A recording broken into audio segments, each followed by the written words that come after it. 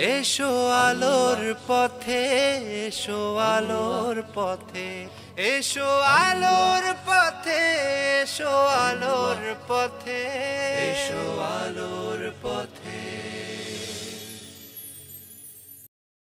আসসালামু আলাইকুম দর্শক মণ্ডলী, দেশে বা দূর প্রবাসে যে যেখানে আছেন সকলকে পবিত্র মাহে রমজানের শুভেচ্ছা।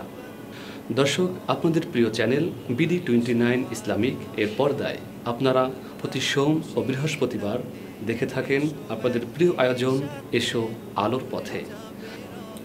দর্শক, আজ 6 এপ্রিল 14 রমজান বৃহস্পতিবার। আজ দেখছেন এসো আলোর পথে অনুষ্ঠানের পঞ্চম পর্ব। এসো আলোর পথে, এসো আলোর পথে, এসো আলোর পথে। أعوذ بالله من الشيطان الرجيم. بسم الله الرحمن الرحيم. ما كان على النبي من حرج فيما فرض الله له،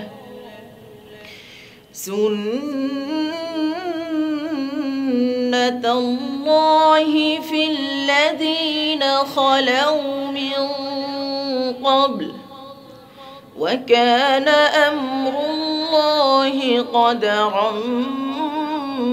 مقدورا. الذين يبلغون رسالات الله ويخشونه ولا يخشون أحدا إلا الله، وكفى بالله حسيبا. ما كان محمد أبا أحد من رجالكم ولكن رسول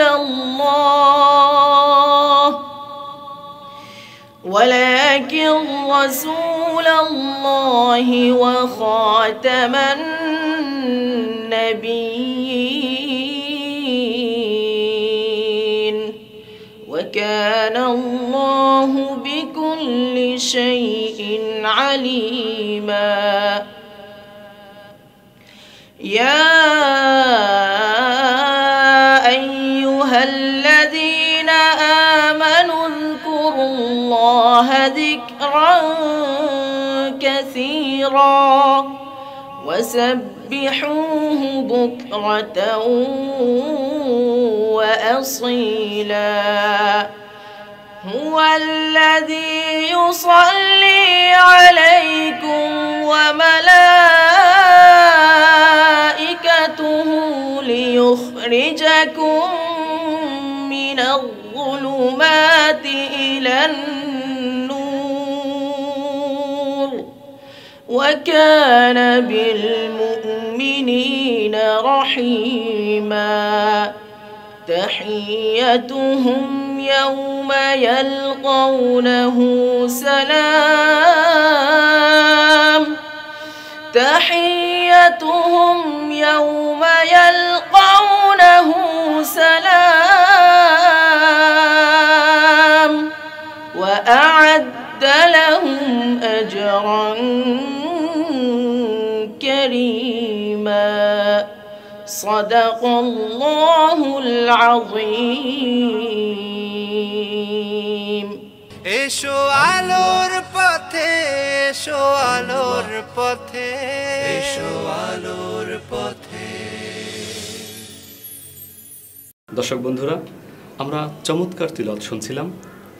এ পর্যায়ে আমরা এই তিলাওয়াত পরবর্তী বিষয় নিয়ে আলোচনা করব।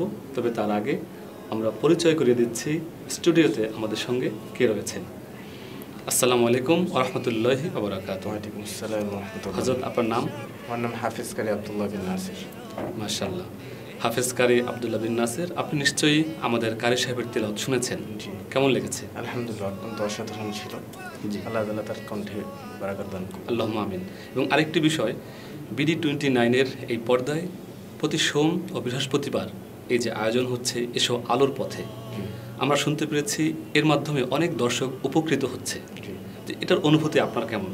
আলহামদুলিল্লাহ, অবশ্যই অনেক ভালো, কারণ ইসলামিক মিডিয়াতে এই ধরনের কাজ অত্যন্ত আনন্দজনক এবং এই কাজ মানে সবসময় চলুক, যেটা আমরা আশা করি। অবশ্যই কামনা করি। যাই হোক, মোহতারাম হাজিরিন বা মোহতারাম অতিথি, আপনি নিশ্চয়ই এই তেলাওয়াত শুনেছেন এবং এই তেলাওয়াতের যে সারমর্ম সেটিও আপনি জানেন।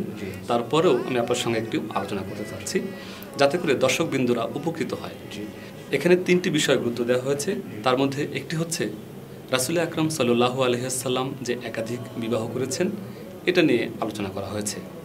যাই হোক, এ বিষয়ে আমরা বিস্তর আলোচনা করার সুযোগ কম, তবে আমরা এতটুকু আলোচনা করতে পারি যে রাসূল আকরাম সাল্লাল্লাহু আলাইহি ওয়াসাল্লাম একাধিক বিয়ে করেছেন, এটা আল্লাহ রাব্বুল আলামিনের বিশেষ হিকমতের কারণে হয়েছে এবং ওই সময় প্রেক্ষাপট হিসেবে রাসূল আকরাম সাল্লাল্লাহু আলাইহি ওয়াসাল্লাম একাধিক বিবাহ করেছেন। এবং আমরা যদি ইতিহাস জানতে যাই বা কোরআন এবং হাদিসের যে বিষয়গুলো আছে সেখান থেকে আমরা ইসলামিক ইতিহাস নিয়ে আলোচনা করি বা পাঠ করি, সেখানে দেখতে পাবো রাসূল আকরাম সাল্লাল্লাহু আলাইহি ওয়াসাল্লাম যে একাধিক বিবাহ করেছেন এটা তার জৈবিক চাহিদার কারণে নয়, কারণ তিনি বিবাহ করেছেন 25 বছর বয়সে এবং যাকে বিয়ে করেছেন মা খাদিজা রাদিয়াল্লাহু আনহাকে, তার বয়স ছিল 40 বছর। তাহলে তার যখন যুবক বয়স তখন তিনি বিয়ে করলেন 40 বছরের একজন নারীকে। যদি তার কামনা বাসনার ক্ষেত্রে বিয়ে করতেন তাহলে অবশ্যই তিনি যুবতী মেয়েকে বিয়ে করতেন। যাই হোক, এছাড়া অন্যান্য যে সকল স্ত্রী রয়েছেন, আমাদের মায়েরা রয়েছেন, প্রত্যেকেই কোনো কোনো সমস্যার কারণে নবী সাল্লাল্লাহু আলাইহি ওয়াসাল্লাম তাদেরকে সাহায্য করার জন্য বিবাহ করেছেন। আপনারা জানেন যে অধিকাংশ যারা উম্মুল মুমিনিন রয়েছেন, আমাদের মায়েরা রয়েছেন, কেউ বিধবা, কারো স্বামী অথবা কেউ অসহায়, এসব ক্ষেত্রেই রাসূল আকরাম সাল্লাল্লাহু আলাইহি ওয়াসাল্লাম তাদেরকে আশ্রয় দেওয়ার জন্য বিবাহ করেছেন। সুতরাং তার একাধিক বিবাহ করাটা দোষণীয় নয়। ঠিক আছে, আপনি আমাদের সঙ্গে এসেছেন, সময় দিয়েছেন, আমার ধন্যবাদ জানাচ্ছি। সেই সঙ্গে দর্শক মণ্ডলী, আপনারা যারা এতক্ষণ আমাদের সাথে ছিলেন এবং প্রতি সপ্তাহের সোম ও বৃহস্পতিবার আমাদের সঙ্গে থাকেন, সকলকে আবারও ধন্যবাদ জানিয়ে শেষ করছি আজকের পর্ব এবং আগামী পর্ব দেখবেন এই আমন্ত্রণ জানাচ্ছি। আসসালামু আলাইকুম ওয়া রাহমাতুল্লাহি ওয়া বারাকাতুহু। আল্লাহু আকবার, আল্লাহু আকবার, আল্লাহু আকবার। এসো আলোর পথে, আল্লাহ খুশি তাতে, এসো একই সাথে ভরে যাবে রহমতে। এসো আলোর পথে, এসো আলোর পথে, এসো আলোর পথে, এসো আলোর পথে, এসো আলোর পথে।